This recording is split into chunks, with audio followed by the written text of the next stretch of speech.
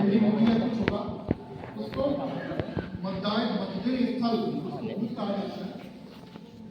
उसको एक प्रशासन की तरफ से वहाँ पे चिन्हित करके उसको अधिकृत किया जाता है कि भाई इस स्कूल का ये कमरा, मान लीजिए उसमें हमारी वोटर लिस्ट के हिसाब से जो हम लोग एक सीरियल वाइज चलते हैं, और उसको दे दिया बूथ नंबर 5।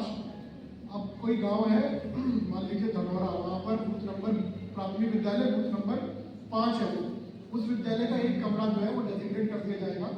अब 5 नंबर बूथ में उस गांव के लगभग, जैसे इस समय जो मानक निर्धारित किया इलेक्शन कमीशन ने, उसको कहा कि 1200 मतदाता एक बूथ में वोट डाल सकते हैं। तो उस गांव के 1200 मतदाता उस कमरे में जाकर के वोट डालेंगे अपना। उनकी वोट डालने की जो एलिजिबिलिटी है वो कहीं और वोट नहीं डाल सकते, वो उस कमरे में वोट डालेंगे क्योंकि वहाँ की मतदाता सूची में उनका नाम है।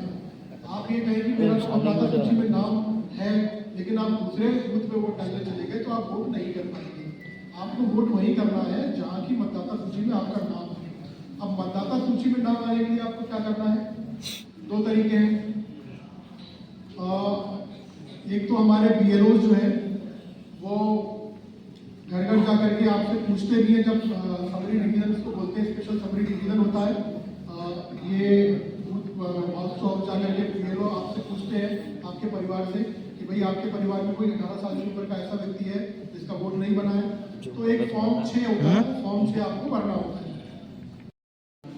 तो उसको अपडेट करने के लिए एक निश्चित उम्र की सीमा रखी गई है कि जो 18 साल से ऊपर लोग हो जाएंगे उनको जो है वोट करने का अधिकार मिल जाएगा। ये हमारे कॉन्स्टिट्यूशन में लिखा गया है, संविधान में लिखा गया है।